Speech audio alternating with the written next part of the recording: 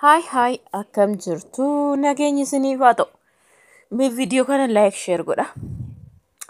Yaada qabdan barreessaa. Waa hojjechuu barbaadeni. Yaa iddoon hin beekamne namni hin beekne hin jira illee yaadu yoo tarii of jajuu fi shakkala wayii ta'e malee dursumaan abaarsan jammarte akka hin jenne.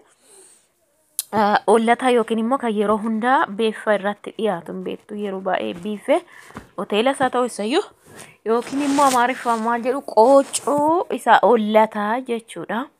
Isa keessa adii yookiin biifee irratti dhiyaatan har'a tolchee agarsiisa. Yeroo saamii biifee irratti hojjennee turre kan hafeen hojjedha jechuudha.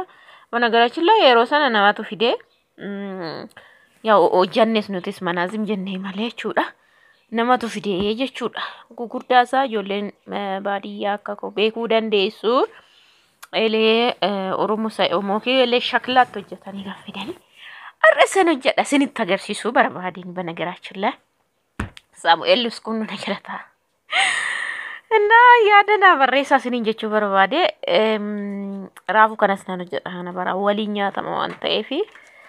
Raafuu kana nan hojjedha gabaa dhaqeen dhufe. So baalli immoo kanuma gaaf sana hojjetanii manattis fidanii dhufanii warrumti hojjetan fidanii dhufanii firiijiin kaa'ee isumatti fayyadamaa jechuudha. Gabaadha bituu dandeessu birrii 20 fi 30 jechuudha baala yookiin koobaa jedha Amaariffaan.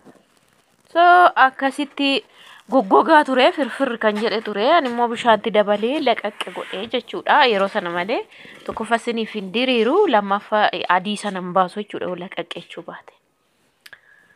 Innaa akka qadhatin ilaala qabuuf deema kun namichi.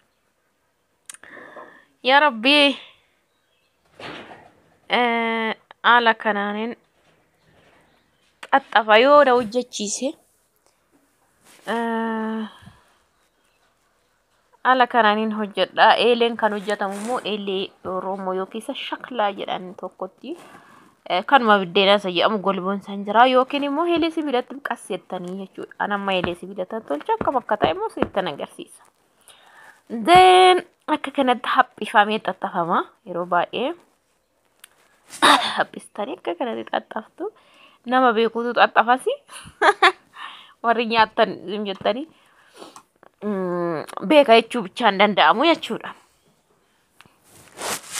Anna akka kanattiin sirreessaa baay'ee bareechitanii daarii isaa bareechuu qabdu haphisuu qabdu wal madaalsisuu qabdu kan inni irratti xaxxafaa jiru safeedii biddeenatti irraa fuudhanii jala kaawwadhee jechuudha. Haala kanaan kun saaminis xaxxafuuf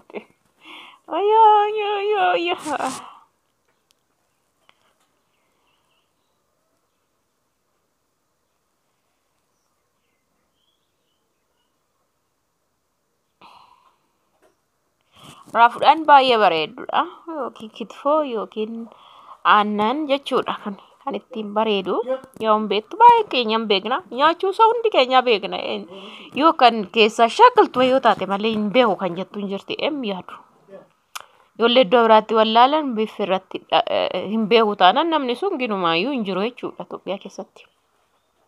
Biyya keenya immoo ni jira. Anna akkasitti walitti deddeebiftu baala geenaa ta'uu qaba dura isaa yookiin immoo kan hin ceenne jechuudha. Then akkanatti gara Wallaggaa kana itiin kan jiru nyaata isaa ni beeku gin warqeen waan jiru nan fakkaanne ka qoocoo no. Haala kanaan akkasitti hojjetamaa jechuudha.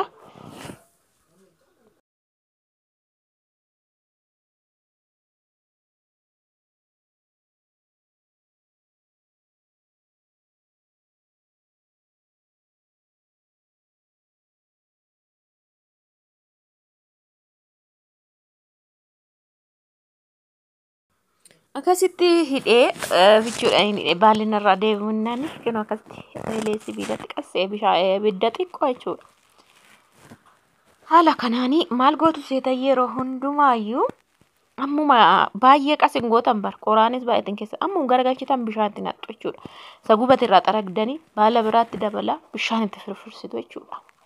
Malee yoo seenee baqaan ta'u jechuudha. Yoo baalli si taphate hin addaatu keessisaa yoo baalisti gubate moo sirrii miti jechuudha. Isa gubate irraa xaragdaniit kan biraa bishaan immoo tarkafakafaa isaan hurka wayitii waan bilchaatuuf jechuudha. Asumaani kana hojjechaa jechuudha.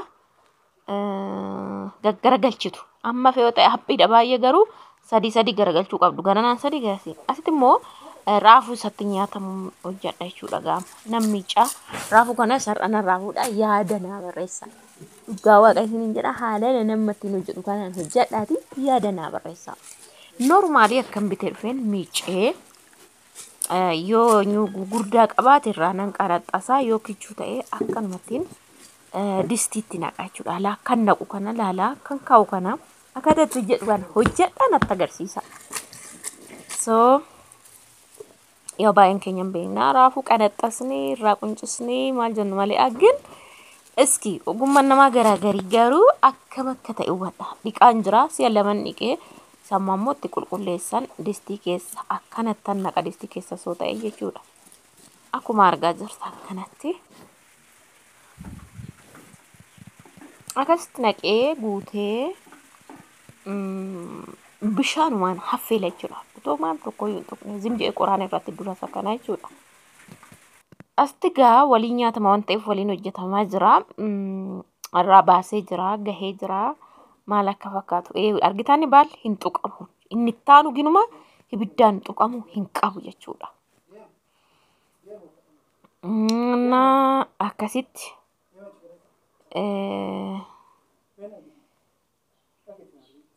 kun haala kanaan akka bareedu jechuudha ho'aadha. Abeet dhugaan isiniin jedha. Amma fe'oo ta'e karaa tokko sadii garagalchuu qabdu jechuudha bilchaachuudhaaf.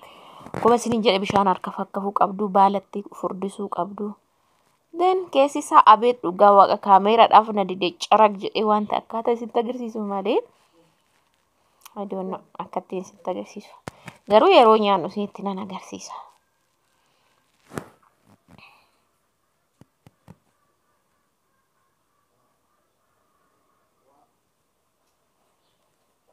Alaala addeenya isaa kaameeraadhaaf malee dhugaa waaqa hadii bichaa jechuudha baqa keessi isaa. Bixxam des waan nama jedhu tokko dhugaa waaqa yoo isiniin jechuu barbaade adii tokko.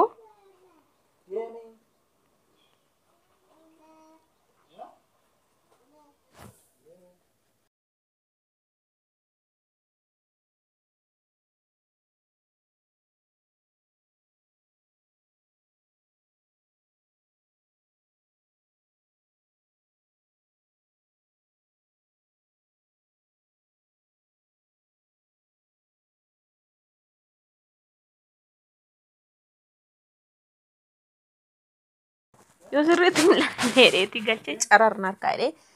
Okay, anyways inni kana fakkaata baalichi irraa ka'uun qabu jechuudha inni taanu irraa ka'uun qabu. Akkasumattiin isumaan taa'uu qaba jechuudha. Inni argitanitti akka turgufamu hin furdistanii yoo haphate irra bareedduudha jechuudha bakka wantichi na hojjetamu.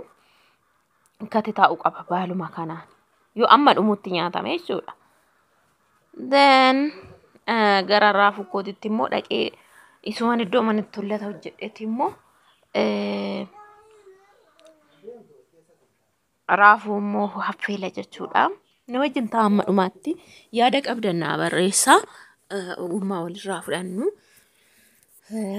Ijoolleen keenya baay'een baadiyyaatti dhalan ni beekna. Inni asitti immoo argaa jirtan kunoo irra kaa'ee asitti jechuudha. Mana garaachiin manni koo dhibboo akka taate beektu mana daanqoo sanaatti na ijaara jechuudha. Shiidhaa kan inni ijaaretti jechuudha.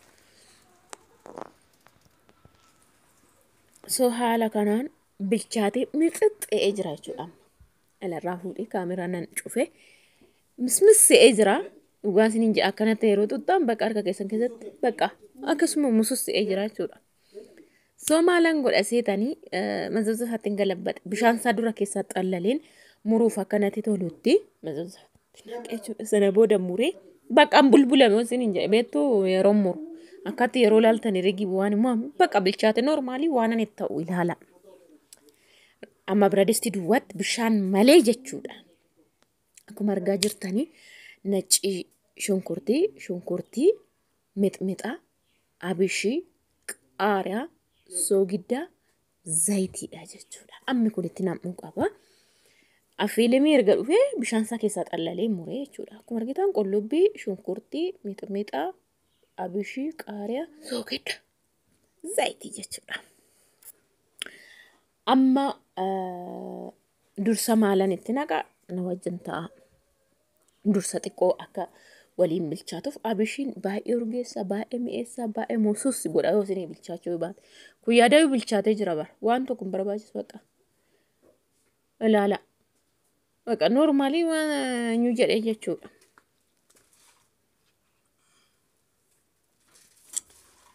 Akka kanatti jalqabaaf abishiin itti naqadha. Baqa itti qabsiisee jira stoo ofiitti fidee immoo hamma. Abishii iddoo itti naqee zayitii itti naqadha.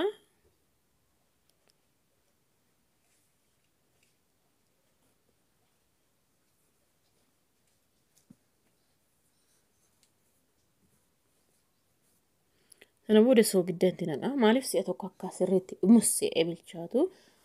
Achi immoo naci shunkurtii itti dabalaa jechuudha. Isaan sun lamaan boodarraa ta'an qaaraa fi mixmixii jechuudha.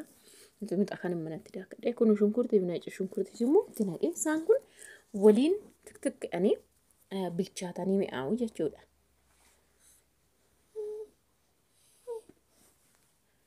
Kun akkuma argaa jirtan qabsiisee jira diimatee itti boba'aa jiran. Amma daqiiqaa 5-10 yaa bilchaatu. Sana booda immoo kan hafe sittan dabalaa jechuudha.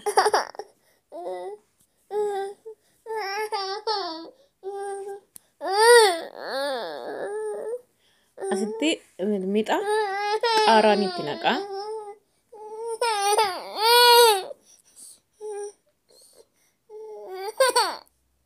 Xiqqoo ishii dhadhaa yoo qabaattanii dirqamni hin jiru. Dhadhaa jechuudha. Kanaan xariiquma kanaan raafuu jedhaati. Yaada naa barreessaa dhugaa dubbachuu fi yeroo baay'ee fayyadamu. Fakkeenya ji'a keessatti si'a lama waan akkasii malee fayyadamu ani baay'ee. Gan yeroon fayyadamu yeroo hundaa akka kanaa jechuudha. Qoqosallee yoo ta'e akkuma kanaan fayyadama jechuudha. Baay'ee tokko mi'aadha.